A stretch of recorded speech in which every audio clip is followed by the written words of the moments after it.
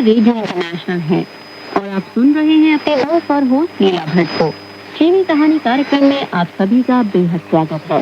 दोस्तों, चीनी कहानी कार्यक्रम के अंतर्गत हम सुन रहे हैं आलाई की रचना खोखला पहाड़, जो कि तिब्बत के पहाड़ी इलाके में बसे एक गांव की कहानी है। तो दोस्तों, इस कहानी के पिछले अंक में हमने सुना था कि दोरजी को बहुत समय बाद कैद खाने से बाहर निकाला जाता है। वसंत की खुशबू से उसके पैरों में जान आती है, लेकिन अभी भी दोरजी को रिहा नहीं किया गया है, बल्कि उसे इसलिए बाहर निकाला गया है ताकि दूसरे कैदियों की तरह एक ट्रक में भरकर उसे बाहर कस्बे में सभी लोगों के सामने ले जाया जाए। वहाँ एक मंच पर पहुँचने के बाद दोरजी को पता चलता है कि कुछ लोगों को मृत्यु दंड दिया जा रहा है। इस बात से दोरजी बहुत डर जाता है। वहाँ से उन्हें एक ट्रक में भरकर फिर से किसी दूसरे कस्बे में ले जाया जाता है। तो दोस्तों, कहानी में आगे क्या होता है, आइए जानने के लिए सुनते हैं कहानी का शेष भाग।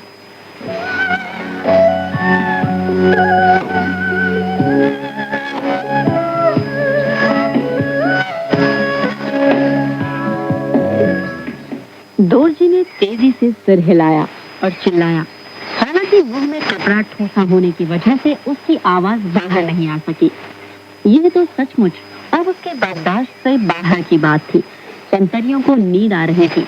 इसकी वजह लंबी यात्रा की थकान थी और इस पहाड़ी क्षेत्र में लोगों की कमी, जो उन्हें देखने के लिए इकट्ठे हो जाते थे। उन्होंने सोचा कि दोरजी को लेकर थोड़ा मजा किया जाए, इससे उनकी नींद भी टूट सकेगी। सड़क के दूसरे छोर पर जहाँ वे लोग रुके थे, एक बड़ी ऊंची चट्टान थी जो तकरीबन 20-30 मीटर ऊंची थी और उस चट्टान से नीचे एक नदी बह रही थी। दोरजी को कॉलर पकड़कर घसीटते हुए वे चट्टान तक ले गए। इसके बाद किसी ने उसे पीछे से पकड़कर चट्टान के सिरे से आगे की ओर ठेल दिया और उसका पैर हवा में लहराने लगा, जिससे उसके मुंह से तेज चीख निकली। उसे चीखते देख फिर पकड़कर पीछे खींच दिया गया। आतंक से ग्रस्त दोरजी ने सुना कि उसको यात्रा देने वाले जोर जोर से हंस रहे हैं। जरा देखो, अब वह पेशाब कर रहा है। उनकी हंसी इतनी तेज थी कि नीचे बह रही नदी का शोर भी उस हंसी में डूब गया। दोरजी के सिर में एक तेज धमाके जैसा कुछ हुआ। उसने महसूस किया कि उसकी पैंट गर्म पेशाब से गीली हो रही है, पर वह पेशाब रोकने के लिए कुछ कर नहीं पा रहा है। उसके अंदर अजीब सी वितृष्णा हुई और इसी के साथ उसे थोड़ी राहत भी मिली। दोरजी के मुंह से एक कराह निकली और उसके मुंह में ठूसा गया कपड़ा भी बाहर निकल गया। उसके गले से निकली आवाज इतनी तेज और डरावनी थी कि उसे सुनकर संतरी हक्का बक्का रह गया। दोरजी ने क्षण भर के लिए उनकी ओर देखा, फिर उसने उस चट्टान से खुद को हवा में फेंक दिया। उसने महसूस किया कि नदी से उठती ठंडी हवा, जिसे वह बहुत दिनों से चाह रहा था, उसके शरीर को छू रही थी और एक ताजगी का एहसास हो रहा था। जब तक संतरियों ने यह महसूस किया कि क्या हो रहा है, दोरजी नदी में विलीन हो चुका था। उन लोगों ने एक साथ गोलियां चलाई, लेकिन वे सारी गोलियां नदी में ओझल हो गई, जैसा कुछ हुआ ही ना हो। दोरजी नदी के जल में कहीं खो गया था। संतरियों में से एक ने अपनी घड़ी की ओर देखा। सवेरे के 10:30 बजे थे। यही वह दिन था जब गांव के जंगल से आग की पहली लपट दिखाई दी थी। जिस दिन आकाश में काले बादल प्रकट हुए थे, उसी दिन एक और अजीबोगरीब घटना घटित हुई, जिसने सुओं को और इंजन को तथा गांव के उन युवकों को काफी क्रोधित कर दिया। प्रोडक्शन टीम के नेता केमसांग वांगडू बीमार पड़ गए। दरअसल वह उस समय बीमार पड़े जब खाना बनाने से पहले प्रार्थना करने में लगे थे। यहाँ की प्राचीन परंपरा है कि खाना बनाने के पहले लोग प्रार्थना करते हैं। जाहिर सी बात है कि प्रार्थना शब्द भी बहुत प्राचीन है, लेकिन अब तो एक नया समाज आ गया था और इसलिए इस पुराने शब्द को एक नया अर्थ दे दिया गया था। अब प्रार्थना का अर्थ भगवान बुद्ध और अन्य देवताओं की उपासना से नहीं होता था। अतीत में चीगांव के हर घर में खाना बनाने वाले चूल्हे के पास एक छोटा सा पूजा ग्रह होता था।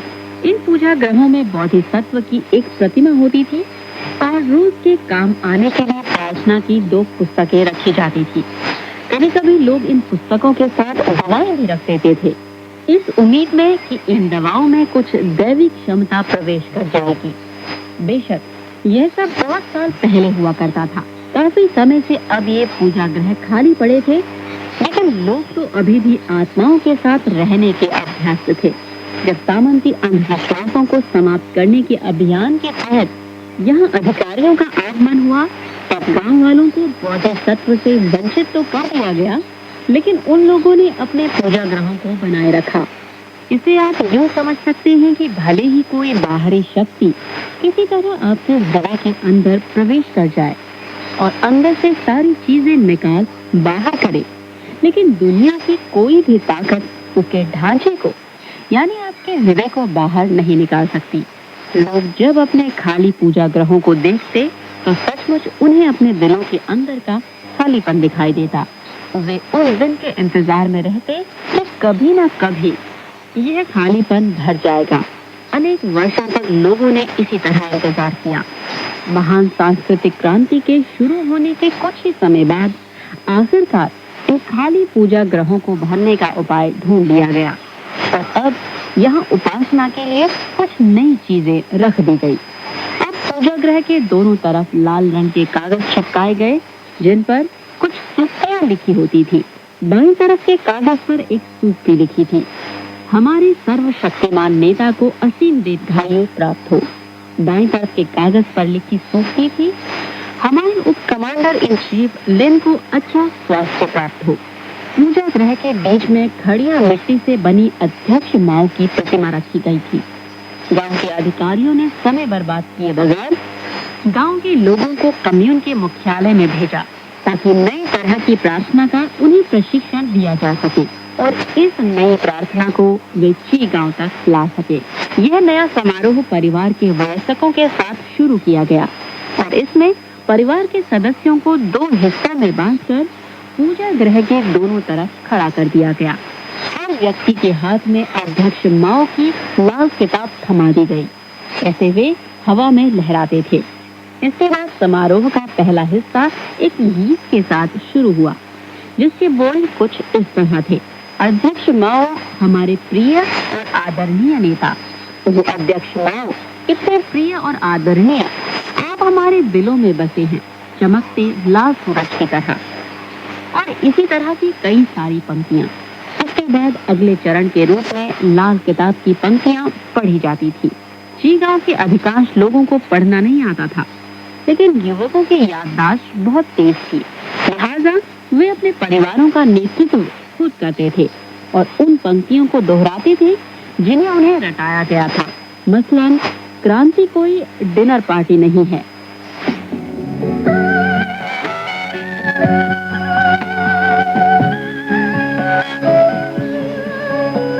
दोस्तों, चीनी कहानी कार्यक्रम के अंतर्गत हम सुन रहे हैं आ लाई की रचना ओखला पहाड़ का दूसरा भाग, जिसका नाम है आकाशीय अग्नि।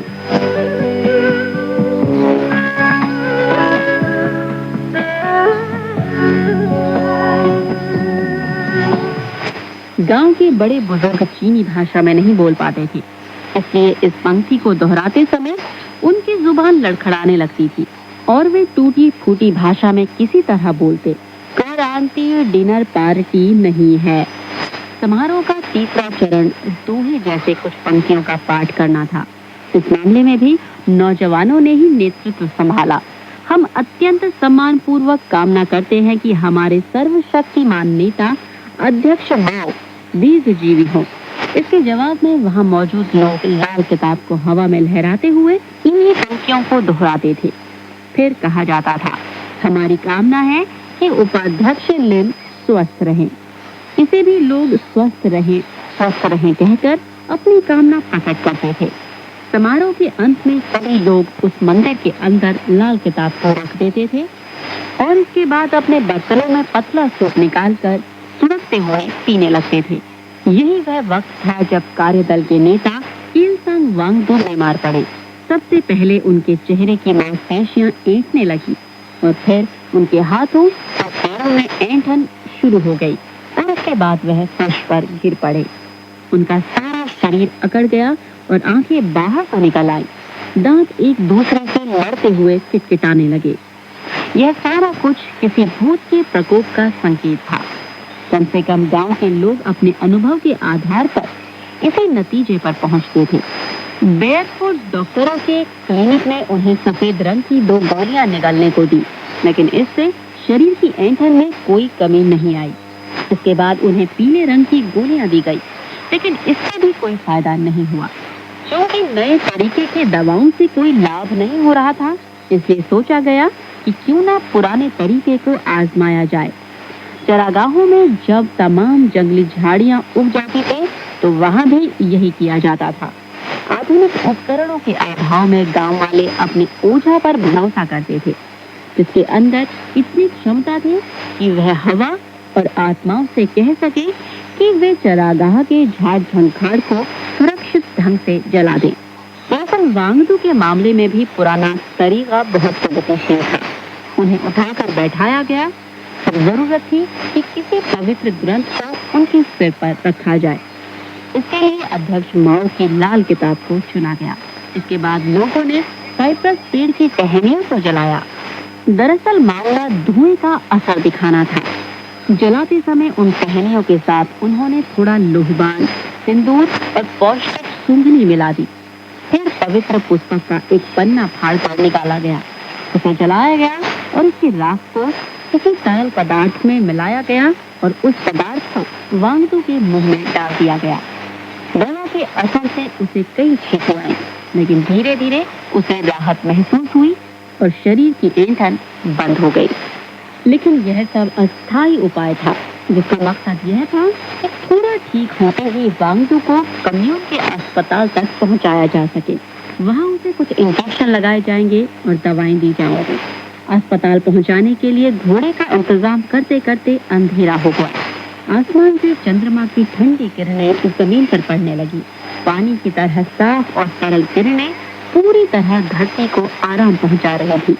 लगातार ऐंठन होने से केलसंग वांगडू इतने कमजोर हो गए थे कि वह घोड़े की पीठ पर बगैर किसी सहारे के बैठ नहीं सकते थे। जैसे ही उन्हें बैठाया गया, वह एक भरे हुए बोरे की तरह लुढ़क कर जमीन पर गिर गए। चांदनी रात में पीठ के बल जमीन पर पड़े वह चीखने लगे, हाय हाय, मैं अब मर जाऊंगा, एकदम मर जाऊंगा। केलसंग वांगडू एक भले व्यक्ति थे और इसी वजह से गांव के लोगों ने उन्हें अपना नेता बनाना चाहा था। लेकिन वह बहुत कमजोर व्यक्ति भी थे। ऐसे व्यक्ति थे जो हमेशा अपनी तकलीफों का नकाब तैयार रखता था, और जैसे ही उसे थोड़ी भी तकलीफ या असुविधा होती थी, उस नकाब को चेहरे तक चढ़ा लेता था। शरीर में जब तक थोड़ी भी ताकत रहती थी, वह उस ताकत का इस्तेमाल इसी कोशिश में करते थे कि ज्यादा से ज्यादा लोगों को उनकी तकलीफ के बारे में जानकारी मिल जाए। बेशक इस बार वे सचमुच बहुत बीमार थे और इसलिए इस बार की उनकी चीखें आम चीखों से ज्यादा तेज थी। परिवार के सदस्य भी इस बार सचमुच चिंतित हो गए थे। उन्होंने सोचा कि अगर वह किसी तरह लगातार चीखते और कराहते रहेंगे तो उनके शरीर में इतनी ताकत भी नहीं बचेगी कि वह बीमारी का मुकाबला कर सके। लेकिन उनकी पत्नी और बेटी को एक इलाज के बारे में जानकारी थी जो कभी विफल नहीं हुई थी। इस इलाज के कारगर होने से केलसंग के चरित्र की एक श्रेण विचित्रता भी उजागर होती थी। जब भी वह तकलीफ में होते, उस समय अगर उन्हें अपनी पत्नी या बेटी का चुंबन मिल जाता तो वह ठीक हो जाते। इसलिए उनकी पत्नी आगे झुकी और उसने उनके हाथ को चूम लिया और फिर बेटी ने आगे बढ़कर उनके माथे को चूमा। केलसंग वांगडू आखिरकार शांत हो गए। वैसे उनका चेहरा अभी भी पीला पड़ा हुआ था और उनकी आंखों में एक लाचारगी और निराशा का भाव दिखाई दे रहा था। उन्होंने फुसफुसाते हुए कुछ कहा, चोट लग रही है। जिस तरह उन्होंने यह बात कही, उससे ऐसा लगा जैसे वह अपनी भावनाओं को न बताकर किसी को संबोधित कर रहे हों। तो यहाँ और यहाँ और यहाँ, उन्होंने शरीर के अलग अलग हिस्सों को छूते हुए कहा। अपनी कुंडलियां, गर्दन और कलाई को छूकर बताया। लोगों को ऐसा महसूस हुआ जैसे किसी छोटी आत्मा ने उनके शरीर के अंदर प्रवेश कर लिया हो और शरीर के विभिन्न हिस्सों से वह उछलते हुए गुजर रही हो। अचानक उन्होंने दाहिने हाथ की हथेली से बाएं हाथ की एक उंगली को कसकर पकड़ लिया और चिल्ला पड़े, यहाँ। इसके बाद उन्होंने राहत की सांस ली, जैसे मन पर से कोई भारी बोझ उतर गया हो, और कहा, मैंने पकड़ लिया। उनके चारों तरफ खड़े लोगों के लिए अब यह कुछ ज्यादा ही था और वे मुंह दबाकर हंसने से खुद को नहीं रोक सके। कुछ हाथ मदद के लिए आगे आए और उन्हें एक स्ट्रेचर पर लिटाकर उठा लिया गया। अब नदी के मुहाने की तरफ बढ़ना था, जहां से चौड़ी घाटी तक जाने का रास्ता शुरू होता था। वही उनका गंतव्य था, कम्यून का मुख्यालय।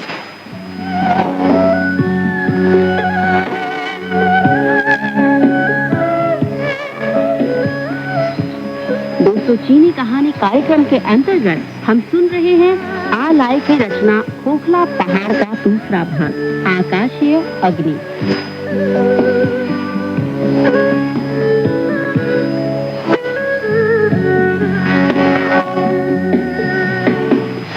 स्ट्रेचर लेकर चलने वालों के साथ साथ गांव वालों की भीड़ भी चलती रही और उन लोगों ने गांव के सीवान को पार करा दिया।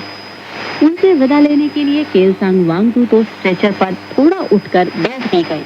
धीरे धीरे स्ट्रेचर दूर होता गया और चांद की रोशनी में विलीन हो गया, जिसकी परतें इतनी मोटी थी जैसे कोहरे की परतें हों।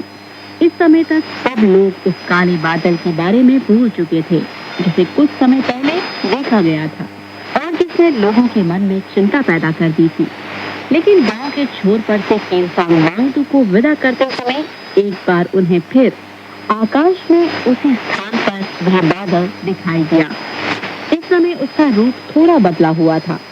ऊपर की तरफ चांद की रोशनी के साथ भूरापन लिए चांदी जैसी सफेद परत दिखाई दे रही थी, जबकि नीचे का हिस्सा लाल रंग की झिलमिलाहट लिए हुए था। प्राचीन परंपराओं को ध्यान में रखें तो यही सलाह दी जाती थी कि जब भी कोई अशुभ चीज या चिंता पैदा करने वाली चीज दिखाई दे तो उससे निपटने का सबसे अच्छा तरीका यह है कि आप ऐसा अभिनय करें जैसे उसे देखा ही नहीं है।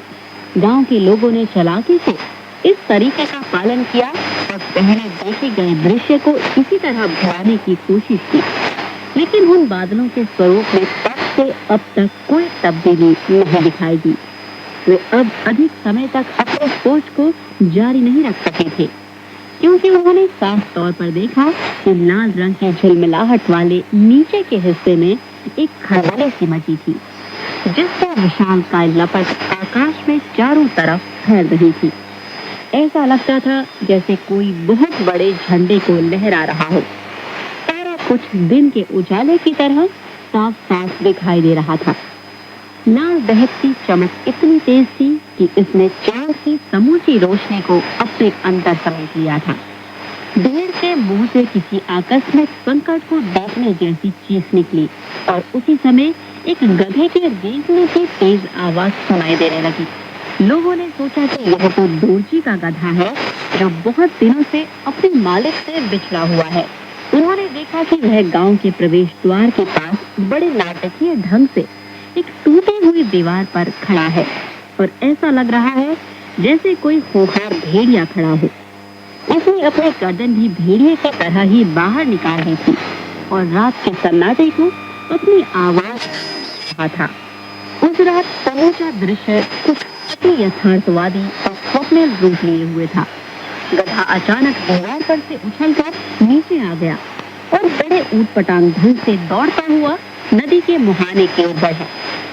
देखते देखते उसने स्ट्रेचर उठाकर चल रहे लोगों को पार कर लिया, जबकि लोग चिल्लाकर उसे आवाज देते रहे ताकि वह भी उनके साथ चल सके।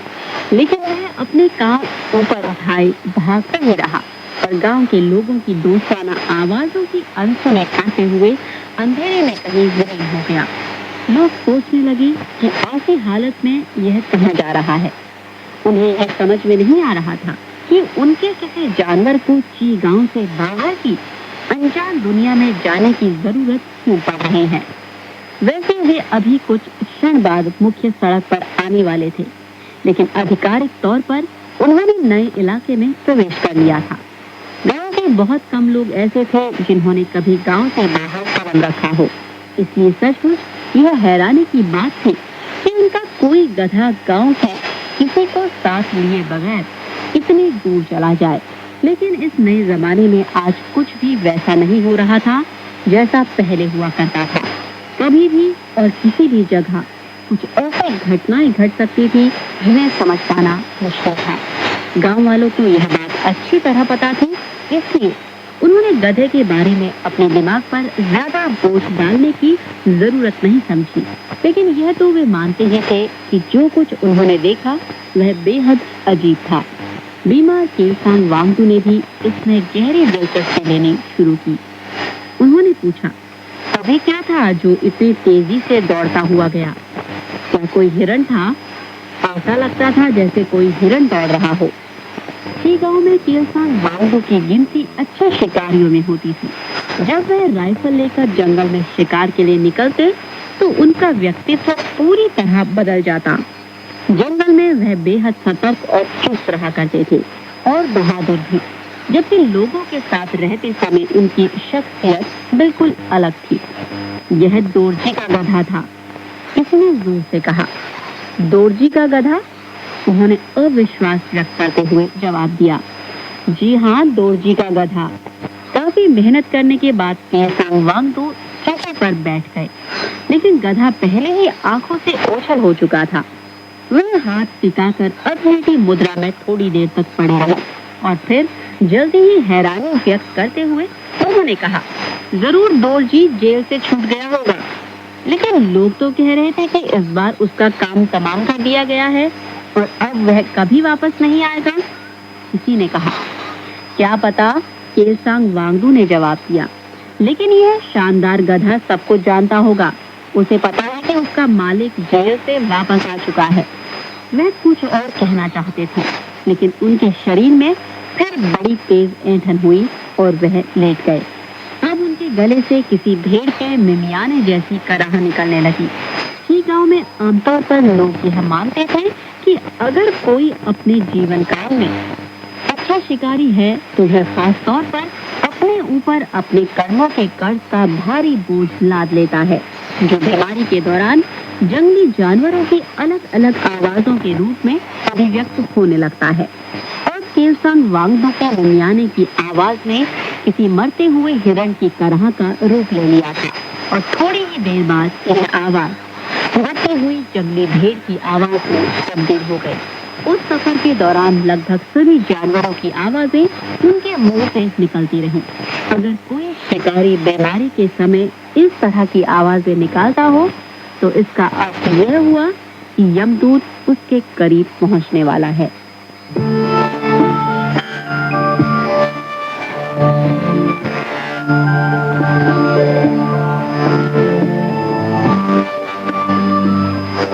दोस्तों, हमारी आज की कहानी खोखला पहाड़ बस यही था, लेकिन अगले अंक में भी हमारी यह कहानी जारी रहेगी।